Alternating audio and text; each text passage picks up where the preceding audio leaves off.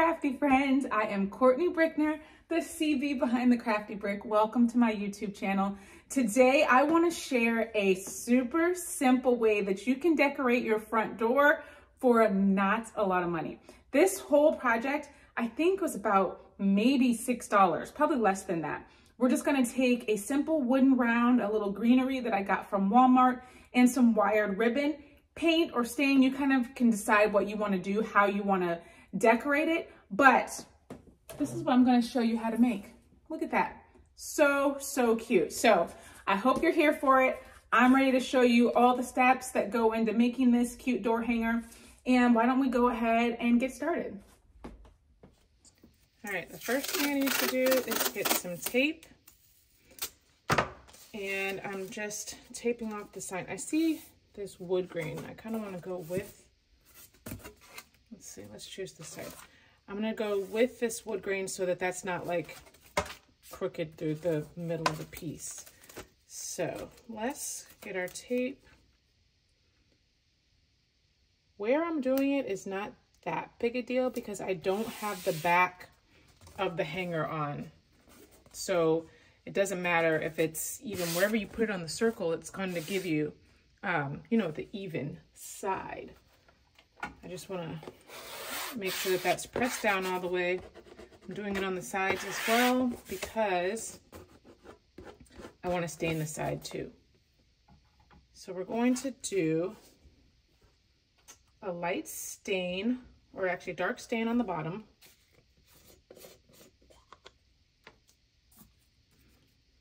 All right.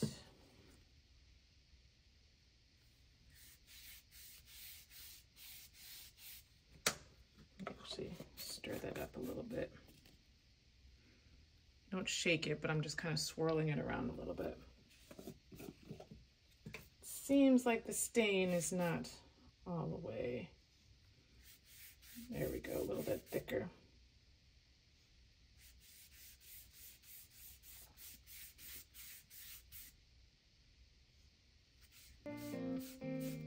I'm just brushing this on and then I'll wipe off the excess stain.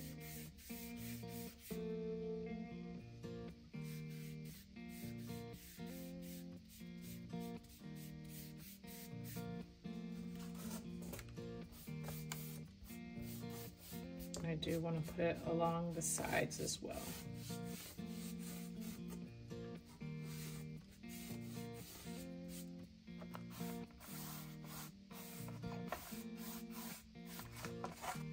All right, and now we will brush off or wipe off the excess stain.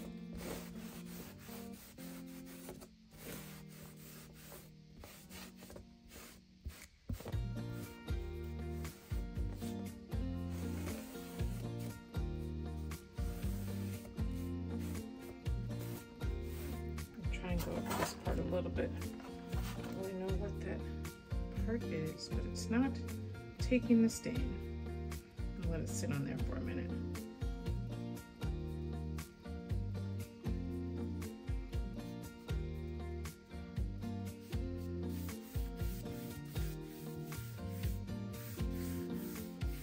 Doing one more coat.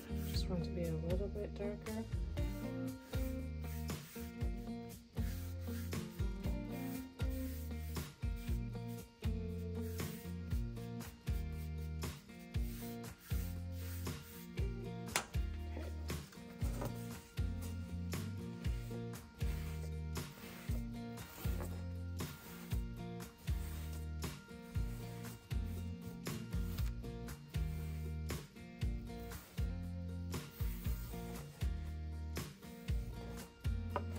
Now we're going to be doing a little whitewash on here, a little antiquing. So I think that that part is going to be fine because I'm going to go over it with a little bit of white and then sand it. So we're good. Now we're going to let that dry. I'm actually going to take my tape off right now.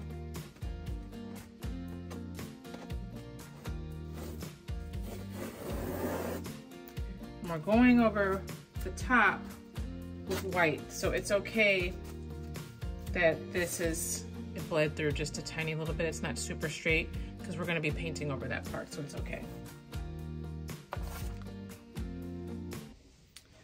All right, now we're going to tape off the other side. We're going to put tape on the stained side so that we can get our straight line for our paint. So we'll make sure to get all that little feathered part that kind of bled through. Get it on the back here. And we'll bring the tape all along the back because I do want to paint on the sides. So we'll just press it onto the back, and then we're going to use our scraper tool to press it down and make sure that it's not going to bleed through. Then we're going to add paint to the top of our circle.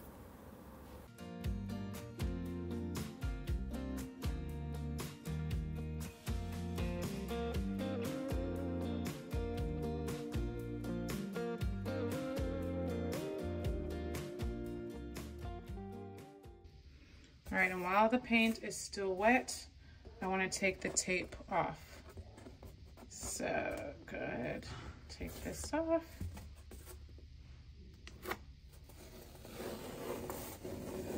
Perfect.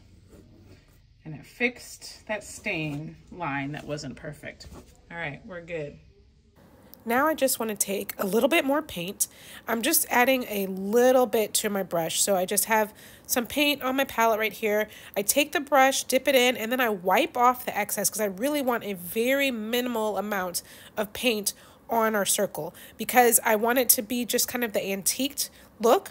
So I'm just kind of having like a dry brush technique. I'm using a little bit of paint, brushing off excess, wiping it on, and then I'm going to go ahead and sand it. So I'm just trying to get this to look like have the paint in the areas where I want it first, and then we'll move on to the next step.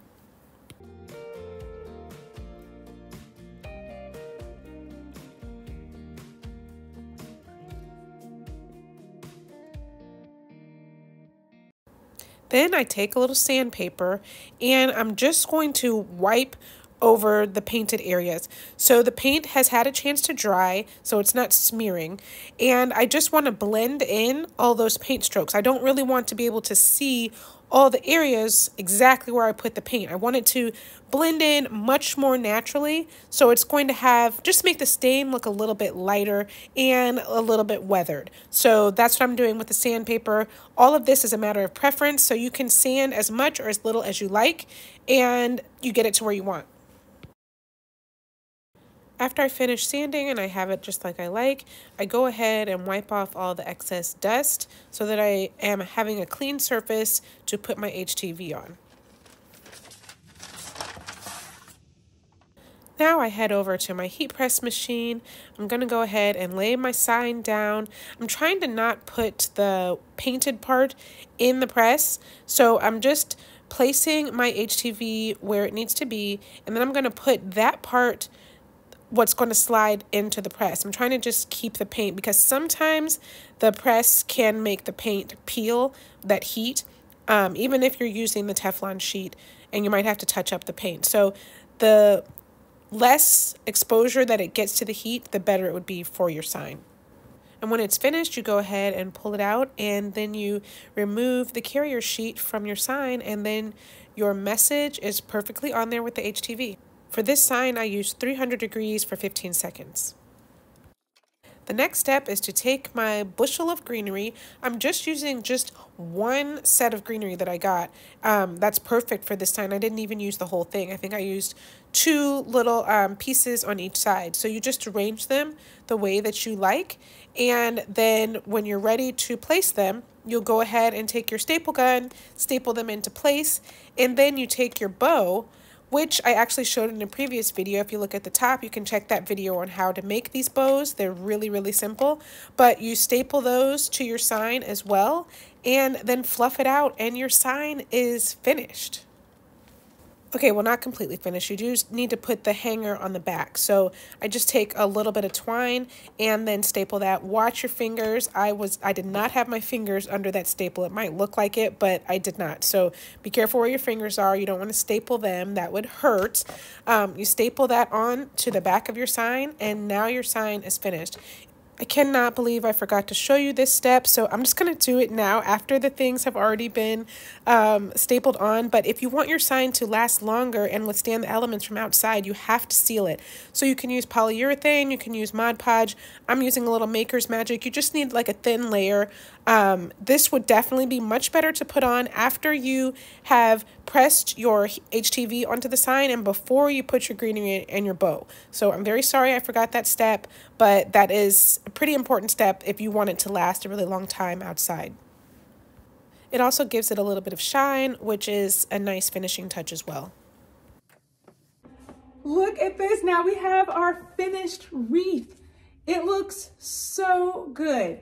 That was a really simple project. There's multiple steps, but I mean, nothing is really too difficult to do. I love that you can do the iron-on with the wood. I love that we had that little flawed spot here on the wood, and we were able to make it blend in by using the little white paint, sanding it a little bit, and it all turned out perfectly.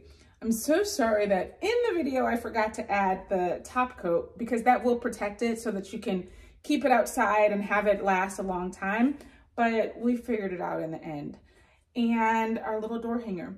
We put our bow on, a little greenery, and there you have our finished door hanger. I hope you liked this tutorial. If you did, please don't forget to give it that thumbs up and to turn on the notifications so that you don't miss any crafty content in the future. I will be back next week. Until then, stay crafty, my friends. Bye.